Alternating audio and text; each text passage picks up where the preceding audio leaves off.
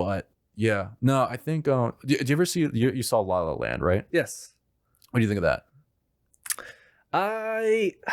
I thought honestly, It was a little bit inspired by the Umbrellas of I like I said, I was gonna say I do like the colors. yeah. Love the colors that they use. Honestly, I thought I thought the movie was a little boring. Yeah. When I saw it in the theater, I do own it, but when I saw it in the theater, I actually found myself almost falling asleep near the end of it. I thought it was a little bit boring. Having said that, Yeah. I do love a lot of some of the numbers. Again, one take when Ryan and Emma are dancing when that sun in the sunrise. Again, that's a one take number. I like loved everything about that. Yeah, they had like 2 takes a day for that. Like I loved it. Like it's just so I it had some great moments in there. I love some of the cinematography. I love some of the coloring. I yeah.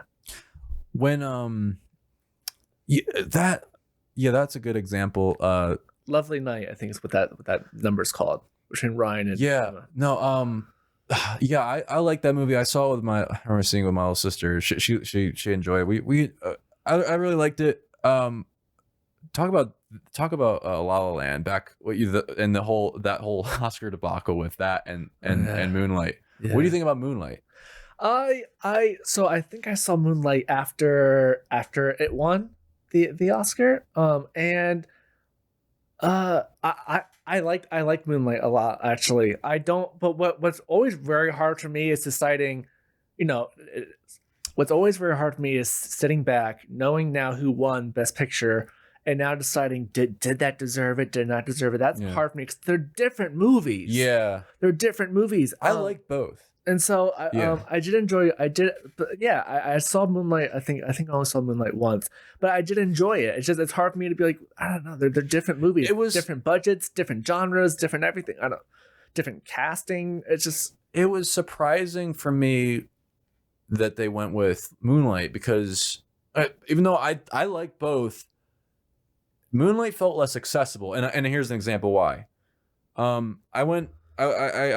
saw that movie with somebody I went on a date with, and she didn't understand any of it. She didn't get it. Like I had to explain it to her. Like I was like, it's about this guy's like who doesn't have proper role models in life, and he meets a role model, and he's a gangster, but he's a good guy, and it's like, and then you see how he's like evolving through stages of his life, and he doesn't have like his dad's not around, his mom, And this is I think it's to a degree it's like based on I don't know who the details, but like it's inspired by like the director's upbringing, and it's like it's super personal in that sense, and it's about the life of this kid growing up and then becoming this gangster in a way, and kind of not being not coming what's the word it's not embracing his sexuality. It's not being honest about that. It's but finally, being honest about that. And it's such a nuanced thing, and you have to be able to appreciate it for that nuance. I really enjoyed that movie because I love, and even before I saw it, I was like, I'm gonna love this movie. I love the idea that it was like 3 different periods of this guy's life, and it was a different color scheme for each thing. Yes, I love that. And it kind of breaks it up via like per act, and I love that kind of separation. But I felt like maybe my guess would have been La La Land would have won. I'm not sure which one I liked more. I think it might have been La La Land, but I like both. Like you say, it's so hard because they're so different. I mean, I have a theory behind why Moonlight won, which is I can't prove it, but I have a theory behind it. But prior to that happening, probably the controversy. Well, the hashtag Oscars so white that was happening, which was valid in those categories.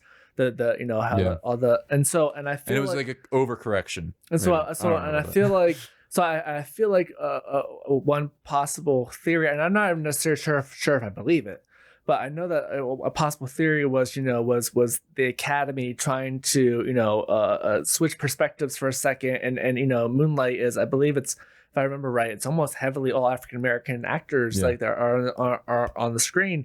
And so I think at the time some people's rationale for it was because that was kind of like their bone, just to give back to the to get to them, just to say, hey, you know, we're changing our, you know, diversity methods, and you know, we're you know, it's our way of, like, you know, giving you back, you know, what I don't know. Yeah.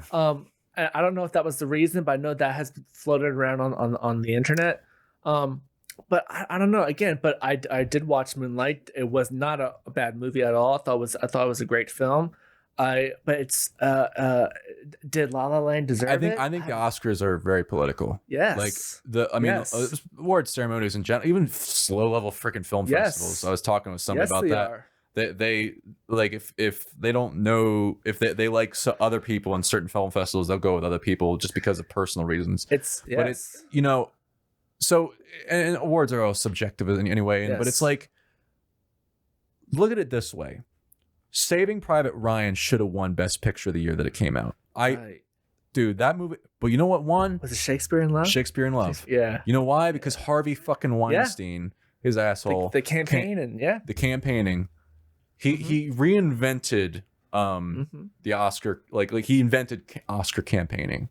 I think I heard, because like with that, and it that was a shock, because everybody was like, Saving Private Ryan is gonna win. Yeah.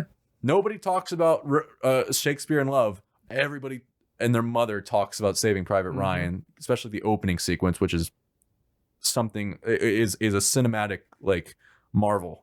And was interesting thing about that was they improvised that whole beginning. All Spielberg knew was it was kind of like Jaws. He knew, like the way he did Jaws, like he knew he wanted to kind of. The fact that it was improvised, it was kind of like Jaws. He knew he wanted them on the beach, but he didn't know how he was getting there or what was going to happen in between. And he figured it out with millions of dollars of production money. And weeks, like several weeks. It went over their schedule, way over, but it paid off. It's a ballsy thing to do.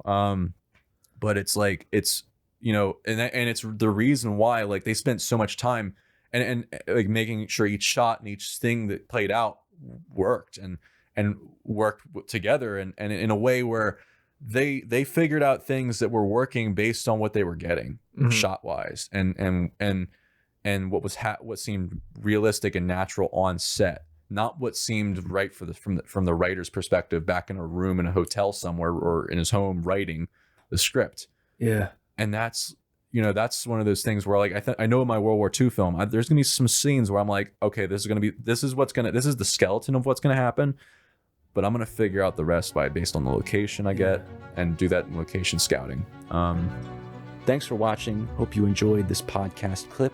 For notes and links to things mentioned on the show, my films, full episodes, or other selected clips, go to proffitableproductions.com/podcast.